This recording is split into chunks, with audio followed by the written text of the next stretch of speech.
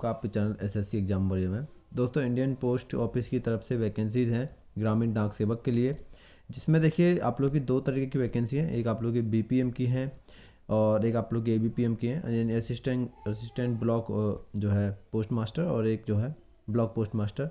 ये देखिए डाक सेवक की वैकेंसीज़ होती हैं, तो आप लोग को फील्ड पर भी जॉब करनी होती है और ऑफिस में भी जॉब करनी होती है। तो ये दो तरीके की जो है जॉब होती हैं इसके अंदर। सैलरी ज़्यादा नहीं होती है। सैलरी देखिए 12,000 स्केल से आप लोग की बीपीएम के लिए है और 10,000 से एबीपीएम के लिए है, और यहाँ पर मैक्सिमम स्केल भी यहाँ पर दिया हुआ है। तो आप लोग के 10 से 15,000 के बीच में आप लोगों को लमसम मिल जाता है यहाँ पर।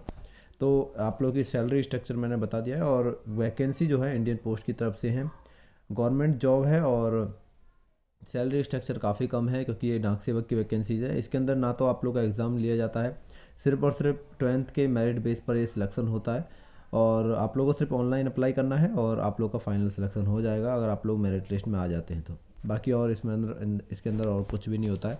आप देखिए एलिजिबिलिटी की बात कर लेते हैं, तो यहाँ पर अगर आप लोग 18 से 40 के बीच में आप लोग की एज है तो आप लोग इसके लिए अप्लाई कर पाएंगे, और 10th पास आप लोगों को होना चाहिए। 10th में आप लोग के अच्छे मार्क्स हैं तो आप लोगों को मेरिट बेस पे सिलेक्शन हो जाएगा। देखिए मेरिट की बात करें तो मेरिट आप लोगों के अंदर इसके अंदर लास्ट मेरिट की बात करें तो अगर आप लोग 80 प्लस मार्क्स हैं तो ही आप लोग सिलेक्शन समझ लीजिएगा, तो ही आप लोग का सिलेक्शन हो पाएगा। लेकिन कहीं पर देखिए मैं ये भी बात करूँगा 70 पर या 60 पर भी आप लोग का सिलेक्शन किस तरीके से हो जाता है, तो वो भी हम इस वीडियो में बात करेंगे। अगर आप लोगों ने नज़दीक से फॉर्म भरते हैं तो 80 प्लस आप लोग के मार्क्स हैं तो कहीं ना कहीं आप लोग का सिलेक्शन यहाँ पर देखने को मिल सकता है। देखिए जो वैकेंसीज होती हैं और मेरिट लिस्ट निकलती है उसको पहले समझना ज़रूरी है। मेरिट लिस्ट जो निकलती है इसके अंदर वो आप लोगों की डिवीज़न वाइज जो है मेरिट लिस्ट निकलती है, यानी आप लोगों की जो डिवीज़न के अंदर जो पोस्ट ऑफिस है उसके अकॉर्डिंग आप लोग की जो है मेरिट लिस्ट क्रिएट की जाती है। कहीं पर ऐसा होगा कि मैक्सिमम कैंडिडेट्स अप्लाई कर देते हैं जहाँ पर जो मेरिट लिस्ट जो हाई चली जाती है। कहीं पर ऐसा होता है कि आप लोग जो एस्पिरेंट्स अप्लाई करते हैं वहाँ पर मैक्सिमम जो जिसकी हायर कट ऑफ होती है वो 70 होती है या फिर 60 होती है।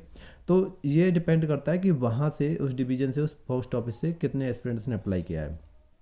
तो आप लोगों को पहले अपने नज़दीक का पोस्ट ऑफिस देख लीजिएगा कि पिछली बार यहाँ पर कट ऑफ कितनी गई थी, अगली बार कितना जा सकती है, उस अकॉर्डिंग आप लोग अप्लाई कीजिएगा। अगर सिटी में है तो कहीं ना कहीं मेरिट लिस्ट आ जाती है, वहीं विलेज के अंदर है और ऐसी जगह पर है जहाँ पर जो है कम्युनिकेशन कम है तो वहाँ पर जो है मेरिट लिस्ट जो है कम जाती है। लेकिन देखिए आप लोग अदर स्टेट से अप्लाई कर सकते हैं, लेकिन अप्लाई बिल्कुल मत कीजिएगा क्योंकि यहाँ पर सैलरी स्ट्रक्चर काफ़ी ज़्यादा कम है। तो अगर आप लोग अदर स्टेट से अप्लाई भी कर भी देते हैं तो वहाँ पर आप लोग इतने जो आप लोग को सैलरी मिलती है उस पर कोई मतलब ही नहीं है कि आप लोग वहाँ पर ड्यूटी कर पाएँ, क्योंकि आप लोगों पर छोड़नी पड़ जाएगी। क्योंकि घर के पास है तो कहीं ना कहीं जो है सही है नौकरी, बाकी दूर के लिए नौकरी नहीं है। और मैक्सिमम जो है जो भी 10th पास पर यहाँ पर वैकेंसीज़ में जो है अप्लाई करता है और जॉब ले लेता है वो एक साल भी ड्यूटी नहीं कर पाता है और छोड़ देता है। इस कारण से हर साल जो है वैकेंसी आती है और 40 से 41,000 प्लस पोस्ट पर जो वैकेंसी आती है। इस बार भी 41,000 पर पोस्ट पर वैकेंसी थी, पिछली बार भी 30 से 35,000 पोस्ट पर वैकेंसी थी। तो हर बार इतनी वैकेंसीज निकलती रहती हैं इसमें, और बहुत जल्द जो है सिलेक्शन भी हो जाता है। 2 महीने के अंदर अंदर सिलेक्शन देखने को मिल जाता है।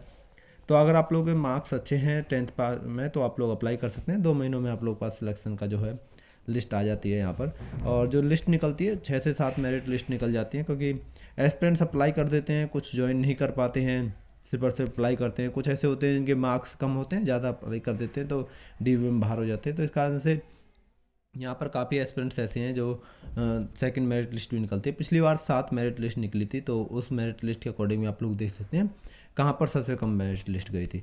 डे वाइज जो है देखिए यहाँ पर कंप्लीट दे रखा है, वर्क प्रोफाइल दे रखा है बीपीएम का और बीपीएम का वर्क प्रोफाइल यहाँ पर दे रखा है।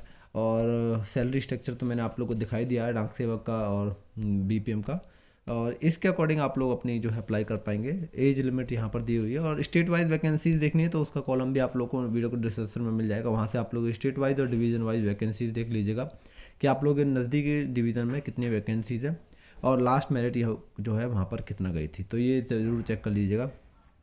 अदर नॉलेज की बात करें तो नॉलेज ऑफ कंप्यूटर मांगा गया है और नॉलेज ऑफ साइकिलिंग की माना गया है। तो यहाँ पर देखिए इतना ज़्यादा ज़रूरी नहीं है, आप लोगों को 10th पास हैं तो आप लोग इसके लिए अप्लाई कर सकते हैं।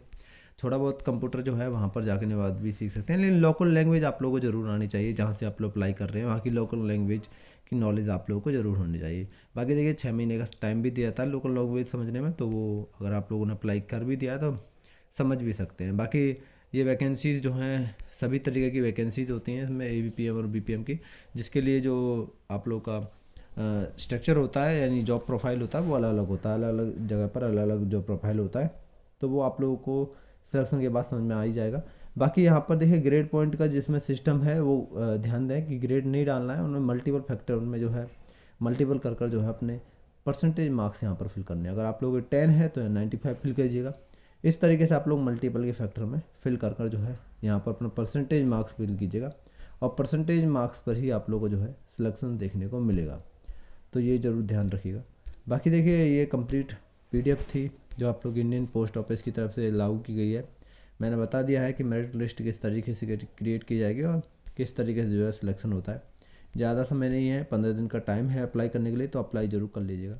मिलते हैं नेक्स्ट वीडियो में इसी तरह की अपडेट के साथ। धन्यवाद।